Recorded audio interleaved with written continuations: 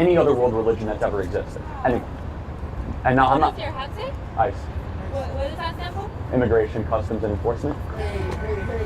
What's going on, everybody? Welcome back to the channel. Hope all's good wherever you are. In this video, we got Charlie Kirk at another campus debate. Let's get into it. Here, by the way. That's not why. I mean, I say it to everybody. I say it. I don't believe it happens. So I'm neutral to it.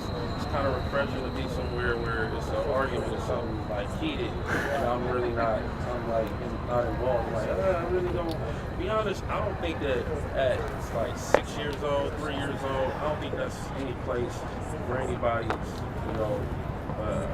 how you say it, platform to give you a message off your children. I read about the kid that wanted to go to the girls' bathroom. He was in like third grade. I didn't find out what is a third grader doing trying to pick which bathroom he's going to. When I was a third grader, it was hard to keep our asses in line. That's the point. Is that children deal in confusion. They need order. This is what I wanted to challenge you. Yeah. You don't mind if I ask, what's your faith? You could say anything. I'm an evangelical Christian. Evangelical Christian? Yeah. What point did you start? I was saved when I was 14 years old. 14 years old? Yeah. Have you never been to church before then? No, I went to church, but those of us in the evangelical tradition believe there's a moment where you are reborn and you dedicate your life to Jesus Christ. Baptist, No, I know. I'm just saying for everyone else. I'm not trying to be. I'm just trying to see where your head is at. Sure. So, how do you feel about introducing children at age to religion and spirituality? I think it's imperative for a couple reasons. So I think a Judeo-Christian construct at a young age generally has a child be taught morals and values that are not being taught in our increasingly secular society. You don't think that could be done with like? They could be, but I think it's done better in a church. How would you do that? Based on my analysis of a Judeo-Christian tradition versus countries that become more secularized. Oh, versus country rather. Right. So let me give you an example. Like countries such as. So I'm sorry. I didn't want you to go on the wrong direction. I'm talking about specifically this country because I think we can all agree with all Americans here. Yeah. So even though I acknowledge the issues of other countries, I'm more concerned with this. So let me give you an interesting example that's Oregon specific. Yeah. Okay. So Oregon has the #1 homeless population in the country per capita. Also the least likely to donate to charity to help homeless. It also has the most unchurched population in America. So I would draw a direct correlation by as people gravitate away from church, that people are less likely to help the poor. Now that's not to say that there's not wonderfully dedicated poor, people that want to help the poor that are atheists and secularists. I'm making a more broad. What about like Islam or Buddhism? What about Islam? What about it? Because I'm not Islam, but I was saying. One of the pillars of the Islamic faith is to help the poor. It's one of the pillars. That's good. No, it is, but my point is like you're very like specific when you want things that that should be taught to a child. Well, I'm wondering why you would want a child to not be confused by gender, but you want them to be specific. Well, because that's a great question. So, why teach the child the Judeo-Christian roots? Well, because. Want them to be like you.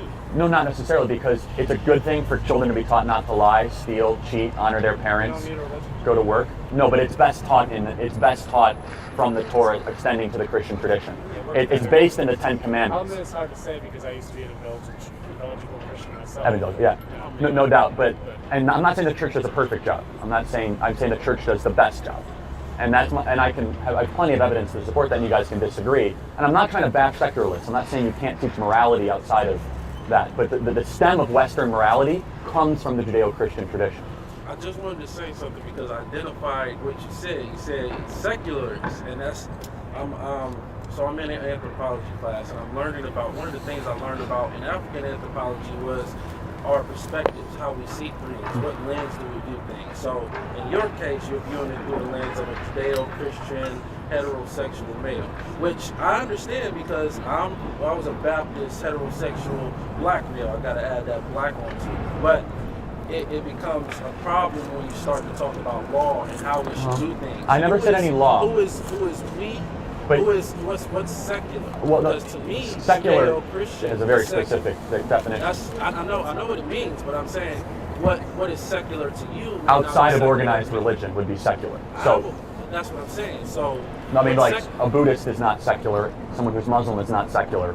Those would be part of unified so that's religion. what I'm saying. So those are not secular. Those are uniform religions. That's what makes correct. Judeo-Christian better than Buddhism? Well, Why? great question. So what makes the Judeo-Christian tradition better than Islam, for example? Any of them. Okay, so Islam has multiple examples that condone killing of others.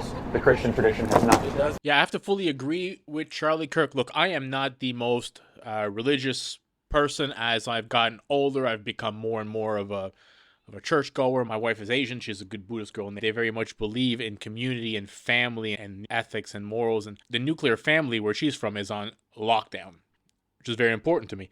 But what Charlie is talking about, Judeo-Christian values, which is what America, the West, was founded on. Most people who are religious, that could be Catholic too. Look, now he mentions Islam, and look, I'm not going to pretend like I know a lot about Islam. I've never read the Quran. I'm not educated on the topic, but I know from traveling in those nations a lot and spending a lot of time in Dubai and in the Middle East, any religion that is okay with a 30-year-old man marrying a 12 or 14-year-old girl, that religion just took an L for me. That's an L, dog. I'm not down with that, and I don't think that's okay. But America was founded on Judeo-Christian values. And these people that are Christians, even Catholics, when they're serious about their faith, they seem to stick together. Now, I'm not saying that you can't raise a good kid. Obviously, there's good parents out there that are not religious. But having both parents at home in today's day and age is what I call privilege. Having a mother at home and a father at home that instill good values, good morals, good ethics into you, that's going to make the big difference. Like the left, they like to talk about race. If you take a young black boy and a young white boy from the same neighborhood, same social economic class, and the young black boy has both parents at home that teach him good morals, good values, he is more likely to be successful and less likely to end up in jail than the white kid, assuming that the white kid would only have like a single mother at home. It has nothing to do with race. It has to do with the fathers being at home and the parents teaching their kids good values and good ethics and good morals. And Judeo-Christian families tend to stick together and do that. I don't think you have to be religious to raise good children. That would be an asinine thing to say. But people that are religious and devout religious are less likely to get divorced because they take it way more seriously than people who are not. And we do know the importance of having both families at home. Let's get back to the video. Great question. So what makes the Judeo-Christian tradition better than Islam, for example? Any of them. Okay, so Islam has multiple examples that condone killing of others.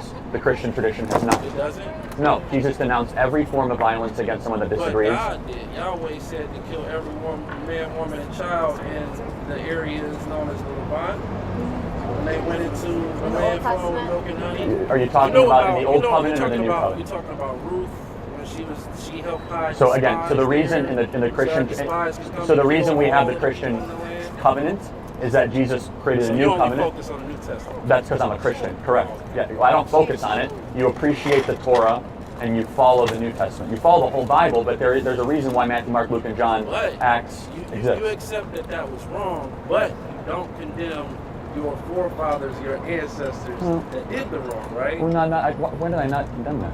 I'm asking. I didn't put it in your mouth. Well, yeah, you did. You said I did. No, I said I asked. Right. So Why? let me give you a quick example of why Christianity is a different religion. Every other religion requires you to get closer to God. Christianity is the only religion where God actually came closer to us. Where you believe that there was a gift from God that came here to teach us how to live and actually died for your sins. And no other religion has that. You juxtapose the life of Muhammad versus the life of Jesus Christ, two totally different.